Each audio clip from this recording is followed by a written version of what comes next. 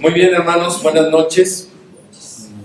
En esta ocasión vamos a predicar sobre una muy conocida parábola, la parábola de los talentos, que iremos explicando versículo por versículo. Y esta parábola es realmente una confrontación con tu fe. Es una confrontación con tu fe. Y tú vas a determinar el día de hoy qué consecuencias, según tu fe, vas a vivir en el futuro. Este es un punto fundamental. Y sobre esta situación fueron también confrontados los siervos a los cuales se les dio los talentos que menciona la parábola. Hay dos actitudes aquí que nos permiten distinguir entre aquellos cristianos que son verdaderos, que son profesantes y genuinos, y aquellos que nada más profesan su fe. ¿Quién eres tú, hermano? ¿Quién eres tú? Esta parábola es también enseñada en el Monte de los Olivos, desde Mateo 24:1 hasta 25:46. Jesús habla en este lugar. Nos encontramos todavía entre el martes y miércoles de la Semana de la Pasión, y Él está enseñando a sus más cercanos, a sus discípulos, con quienes finalmente Él pasa los últimos momentos de su vida aquí en la tierra. Y habla precisamente de lo que le esperaba al pueblo de Israel, y sobre todo les advertía a ellos dos cosas que están en los versículos 43 y 45 del capítulo anterior, el capítulo 24, que dice, el versículo 42, perdón: velad pues, porque no sabéis a qué hora de venir vuestro Señor. Y en el versículo 44, por lo tanto también vosotros estad preparados, velando y preparados. Hermanos, lo acabamos de escuchar hace un momento también en relación a la parábola de las 10 vírgenes, en el versículo 13. Velad pues, porque no sabéis el día ni la hora en el que el Hijo del Hombre ha de venir. Es decir, el Señor está preparando a sus discípulos ¿para qué momento? Para la segunda venida. ¿Y cómo sus discípulos iban a demostrar su fe? Y esta es la pregunta para ti el día de hoy. ¿Cómo demuestras tu fe? Vas a ser confrontado hoy con tu fe. ¿Con qué actitudes tú puedes confrontar el día de hoy tu fe? Básicamente con dos: con fidelidad o con pereza, con diligencia o con negligencia. Y el tercer punto va a ser ¿qué consecuencias vas a vivir según la fe que tú profesas que tienes? Vas a tener consecuencias. Si eres un creyente fiel y diligente, vas a vivir unas consecuencias. Y si eres un creyente perezoso y negligente, vas a vivir otras. Ese es realmente el planteamiento de esta parábola. Empecemos con la primera, la fidelidad. Y nos introduce esta parábola diciendo en el versículo 14: porque el reino de los cielos es semejante, o es como un hombre que al emprender un viaje llamó a sus siervos y les encomendó sus bienes. Aquí hay una palabra clave, la palabra porque. Esta palabra enlaza, une la historia anterior con esta nueva, la parábola anterior con esta nueva. Es decir, el Señor nos está diciendo, estoy hablando del mismo tema, nada más que la manera en que ustedes deben de estar preparados es diferente también. No solamente tienen que velar, también tienen que servir. Ese es el punto. Bien, el versículo 13, como dijimos, establece la enseñanza principal de la parábola anterior. Es el mismo principio, estar listo para la segunda venida de Cristo, esperando aunque tarde el Señor, o el estar trabajando fielmente. Aquí hay una palabra, o dos palabras, que es el reino de los cielos, que no está presente en el texto original. Sin embargo, por un carácter sintáctico, es una cuestión gramatical, se pone dentro del texto porque se asume que está ahí. Si están unidos los dos versículos, se está hablando de la misma esfera, la esfera del reino de Cristo. Y en este caso dice el versículo 25, capítulo 25, versículo 1, entonces el reino de los cielos será semejante. Por eso podemos poner aquí sin ningún problema que el reino de los cielos. Bien, aquí nos habla de un hombre que está a punto de salir ¿a dónde? Al extranjero. La parábola nos dice yéndose lejos, pero en el idioma original significa que este hombre se va a ir lejos, se va a ir al extranjero. Y esto es correcto. El Señor le estaba diciendo a sus discípulos que su partido era un lugar diferente, muy diferente al lugar donde ellos estaban en ese momento. Y como ahora sabemos, y ellos se darían cuenta después, Él partiría al cielo para estar a la diestra del Padre. Entonces está preparando su partida y está preparando también su venida. Y aquí debemos de comparar con el capítulo 21, versículo 33. Les ruego que acudan a ese capítulo, versículo 21, 33. Dice, oíd otra parábola. Hubo un hombre, padre de familia, este hombre es el mismo, el cual plantó una viña, la cercó de vallado, cavó en ella un lagar, edificó una torre y la arrendó a unos labradores y se fue lejos. Es el mismo hombre, el mismo Señor, es la misma persona. Bien, aquí hay una cuestión muy importante. Se establece una relación de dominio o de señorío.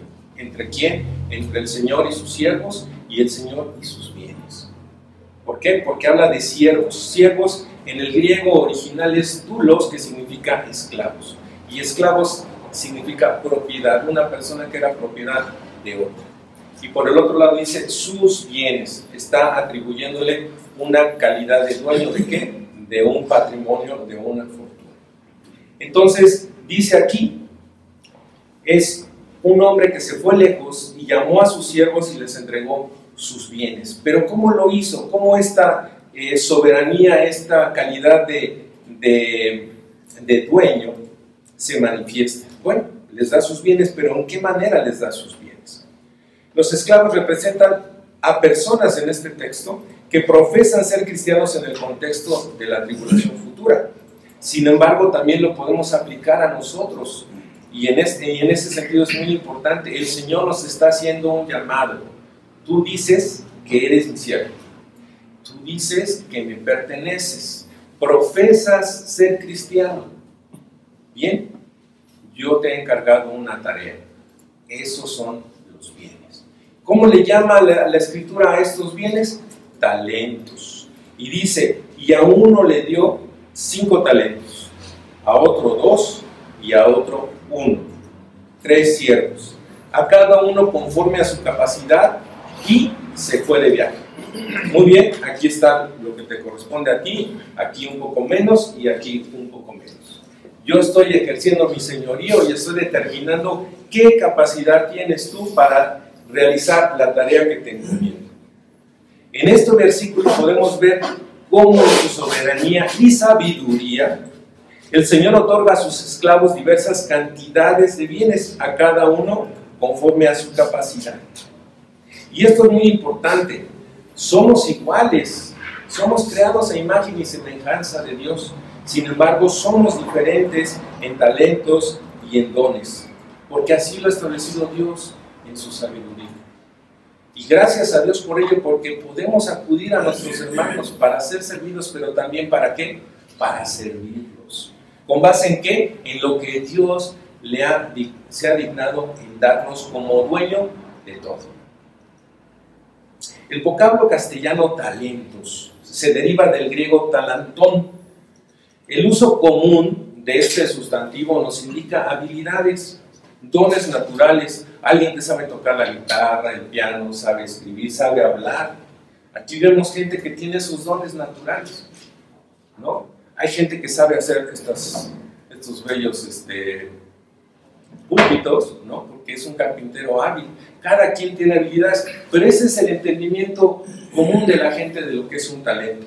Sin embargo, en este contexto, en el contexto bíblico, el talento no se refiere básicamente a capacidades naturales, sino básicamente a oportunidades de servicio para los cristianos profesantes.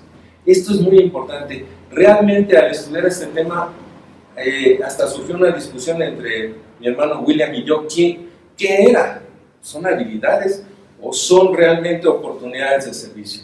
Yo concluí que son oportunidades de servicio, porque finalmente, si vamos viendo lo que es un talento, son 34 kilogramos de plata, en el sentido, en el contexto histórico, son 34 kilogramos de plata. Es una gran carga, es una gran responsabilidad, y ese es el punto, hermanos. La responsabilidad que cada uno de nosotros como cristianos tenemos, ¿dónde? En medio de nuestra congregación. Y la carga puede ser mayor ¿para quién? ¿Para quién es mayor la carga en una congregación? Para el pastor, para los ancianos, para los que sirven. Enfrente de todos, es una gran carga, hermanos. Para el pastor, porque tiene que predicar y tiene que preparar su sermón cada semana. Y no solamente eso, hacerse cargo de quién, de su iglesia. Es una carga. Es una carga, es una responsabilidad, pero también es una oportunidad de servicio única que a cada uno de nosotros nos da, según qué, nuestra capacidad. Y aquí quiero hacer un paréntesis, mis hermanos. Recuerdo cuando leí la historia del pastor John MacArthur. Él habría sufrido un accidente automovilístico. Después de un juego se fue con sus amigos rumbo a su casa y sufrió un accidente automovilístico. Y ya en el hospital, ya cuando despertó, entonces él empezó a pensar, ¿por qué estoy aquí? ¿Qué está pasando? Y en ese momento él dice que en ese momento decidió dedicarse al ministerio. Él ya había estado ministrando, ya había dado conferencias a jóvenes, se había dedicado a eso, pero lo que a él le gustaba era el deporte. Pero en ese momento dice que tomó la decisión de servir al Señor, de tiempo completo. Dedicarse a ir al seminario, estudiar y dedicarse de tiempo completo al Señor. Y esto es lo que me llama la atención, hermanos.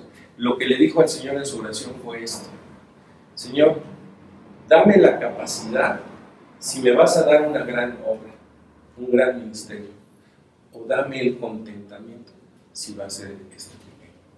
Pero sea grande o sea pequeño, yo quiero servirte. Y este es el punto, hermanos. El punto en el que somos confrontados con nuestra fe.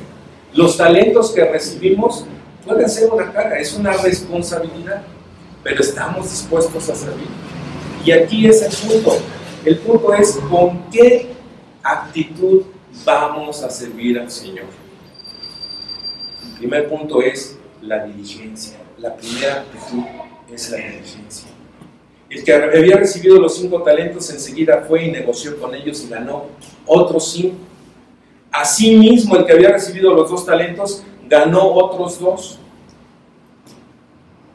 Aquí ambos hicieron lo mismo, negociaron y ganaron en diferentes cantidades, pero finalmente hicieron ¿qué? Lo que se les había encargado, en forma diligente, en forma fiel.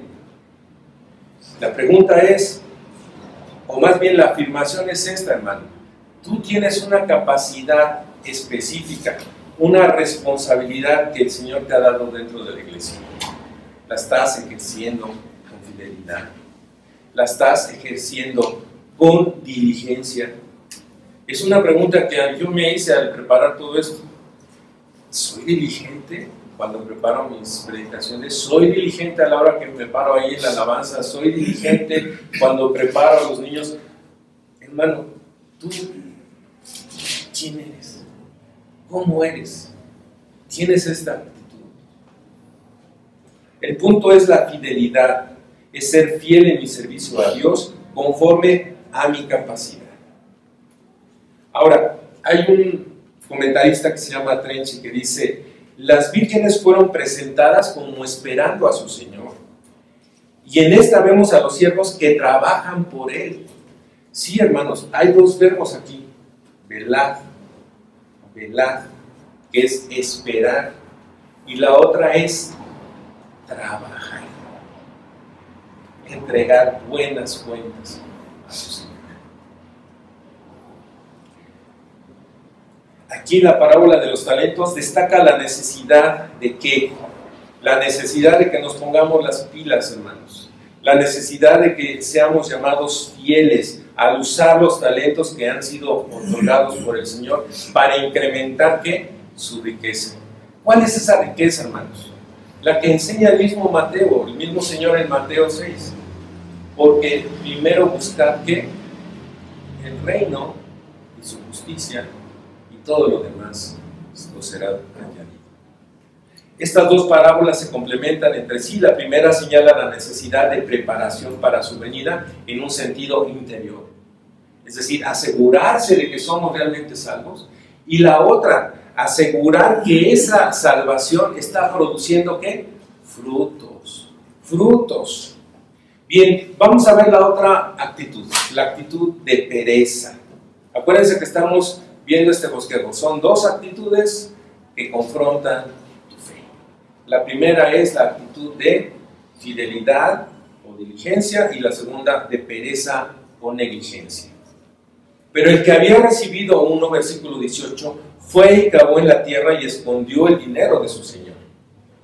Él tenía un talento que no empleó ni hizo nada con él. Y pensó quizás esto: tengo tan poco y puedo hacer tan poco con ello que no vale la pena hacer el esfuerzo. ¿Cuántos de nosotros hemos pensado alguna vez así? Véanse en el pasado, hermanos. Véanse en el pasado cuando comenzaban a estudiar el Evangelio y empezaban a descubrir la belleza de la salvación. No querían hacer muchas cosas, no sentían un profundo agradecimiento en su corazón que les decía: vamos a servir. Y sin embargo, pues no tenías nada. No tenías un ministerio, no tenías una iglesia, no tenías nada. Aparentemente tenías la salvación, tenías ese aceite, ¿no es cierto? Y el Señor poco a poco te ha ido entregando, hermano, seguramente como a mí, una responsabilidad mayor. Pero la pregunta es: ¿será solamente por su gracia? Porque mi fidelidad realmente justifica el que el Señor me dé más. Ese es el punto, hermano. Entonces, lo que hizo este hombre, mal pensado, fíjense, aquí vamos a ver esa característica: es un hombre mal pensado, porque dijo: bueno, pues lo voy a guardar, voy a cavar en la tierra y lo voy a guardar. La palabra en inglés save significa ahorrar, ¿no? Salvar, cuidar. Este hombre dijo: pues, no vaya a ser que alguien me lo robe, ahí lo voy a guardar. ¿Qué mal piensa este hombre? ¿O es un ignorante o es un qué? Un hipócrita. Un hipócrita. El problema no fue lo que recibió, sino lo que hizo con lo que recibió. Es un siervo inútil, diferente a los buenos y fieles siervos. Y aquí la pregunta es esta: a ver. Pues no que con la salvación es suficiente. La salvación es por obras. ¿Por qué tenemos que exigirle a este supuesto creyente que haga obras? Bueno, el dicho no es bíblico. No es sacado de un versículo de la Biblia, pero dice el dicho: la obediencia es la evidencia. La obediencia es la evidencia. Entonces, este hombre no dio evidencia de su fe, porque no obedeció. Aquí cuando hablamos del verbo encomendó, es: te encargo, ¿para qué? Para que lo administres, para que lo hagas crecer. Ese es el punto. La salvación no es por obras. Ya lo dice Efesios 2, del 8 al 10. Sin embargo, en el versículo 10, ¿qué nos dice Efesios? Que somos nuevas criaturas, ¿en qué? En Cristo, creadas en Cristo Jesús. ¿Para qué? Para buenas obras, las cuales Dios preparó de antemano para que anduviésemos en ellas. Entonces la fe se demuestra en obras. La fe verdadera produce obras. Por imperfecta que sea nuestra fe, debe producir obras, debe producir frutos. Lo vemos en Mateo 13, 18. El verdadero creyente da ¿qué? Frutos. En el versículo 23 da frutos, no en el mismo nivel. Unos los dan a 100, otros a 60 y otros a 30. Hermano, pregúntate, ¿quién eres tú? ¿Eres un siervo fiel y diligente o eres un siervo perezoso y negligente? ¿Qué frutos estás produciendo, hermano? ¿Qué frutos? Bien, llega el momento de rendir las cuentas. Estas son las consecuencias, el tercer punto. El primer punto, ¿cuál fue? La actitud de la fidelidad y la diligencia. El segundo punto fue la actitud de la pereza y negligencia. Y ahora vamos a rendir cuentas. Las consecuencias de esas actitudes. Vas a ser confrontado con tu fe. Después de mucho tiempo, el versículo 19 dice: vino el Señor de aquellos siervos y arregló cuentas con ellos.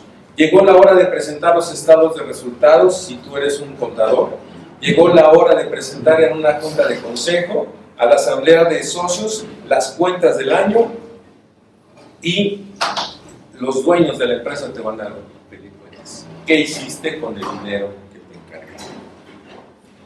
Bien, ¿cuáles van a ser las consecuencias? Primer punto, A.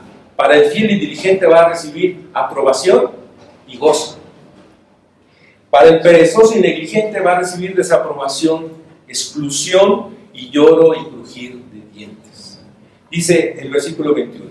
Su Señor le dijo: bien, siervo bueno y fiel. Aprobación. Aprobación. En lo poco fuiste fiel, sobre mucho te pondré. Entra en el gozo de tu Señor. Aprobación y gozo.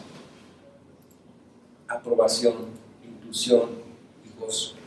Llegando también de los 2 talentos, dijo: Señor, me entregaste 2 talentos. Mira, aquí hay una interjección en el griego que significa sorpresa, asombro. Mira, mira lo que se produjo. Qué maravilla, hermano, poderle decir eso al Señor cuando te diga: a ver, ¿qué hiciste con lo que te di? Mira, Señor, aquí está lo que tú me diste y mira el fruto. Mira el fruto, Señor. Qué maravilla. Aquí la palabra fiel se repite 2 veces. No pide cantidades.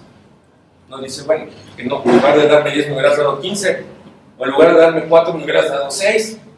No, lo que está examinando el Señor, y eso es lo que debes de examinar en tu conciencia, es tu fidelidad, tu diligencia. Examínate, hermano, examínate. Y bien, la otra consecuencia, el gozo. Dice en el versículo 21, entra en el gozo de tu Señor. ¿Dónde es este gozo? Ya pasó la tribulación para esos judíos que tienen que predicar. ¿A dónde van a entrar? Al milenio. Ya pasó esta vida llena de tribulación para el cristiano. ¿A dónde vamos a entrar, hermano? Al cielo. Y ahí no va a haber lloro. Dice Apocalipsis en el capítulo 21, versículo 4, ya no habrá muerte que causa dolor, no más llanto, ni clamor, ni dolor, porque estas cosas pasaron. Ese es el gozo, mi hermano. Esa es la inclusión. Vamos a estar en el cielo. Es más, tenemos ya un lugar ahí. Porque hemos sido bendecidos con toda clase de ¿qué? De bendiciones espirituales en los lugares celestiales. ¿En qué? En Cristo Jesús. Hermano, ¿cómo puedes evaluar tu fidelidad en las capacidades de servicio que Dios te dio?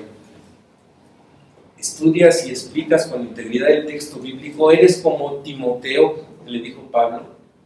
Procura presentarte ante Dios aprobado, como obrero, siervo, esclavo, que no tiene de qué avergonzarse.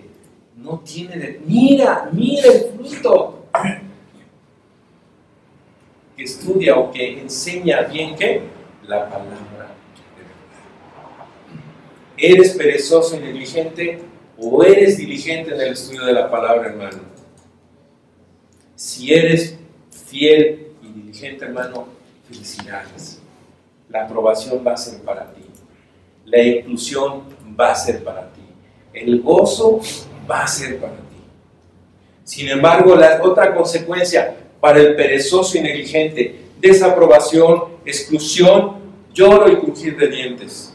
Dice el versículo 24, pero llegando también el que había recibido un talento, dijo: Señor, yo sabía que eras un hombre duro, que ciegas donde no sembraste y recoges donde no esparciste. ¡Wow! ¡Qué palabras!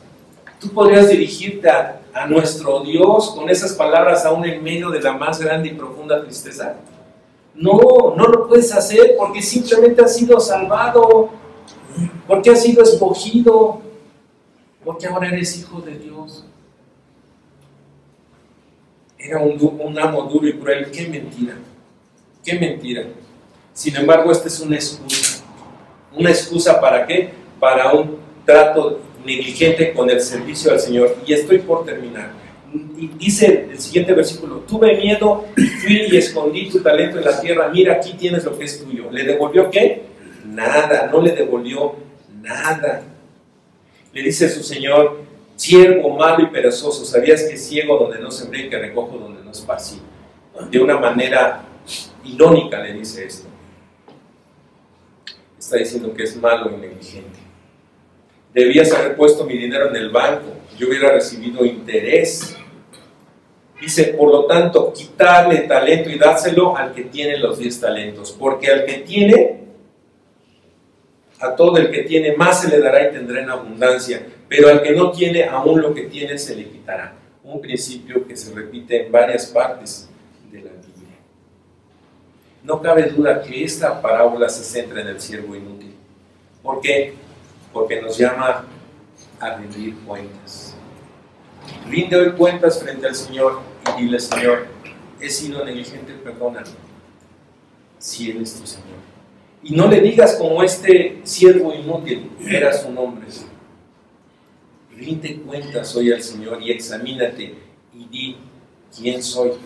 Al siervo inútil echado en las tinieblas de afuera, allí será el llanto y el crujir de dientes, desaprobación, exclusión, lloro y crujir de dientes. La gracia ya no existe para ese hombre. En ese lugar de tinieblas ya no hay gracia. Ya tus oraciones no serán escuchadas, solo será lloro de desesperación. Hermano, examina tu fe. ¿Eres un verdadero creyente o eres solo un profesante al que el Señor le dirá: siervo inútil, siervo inútil?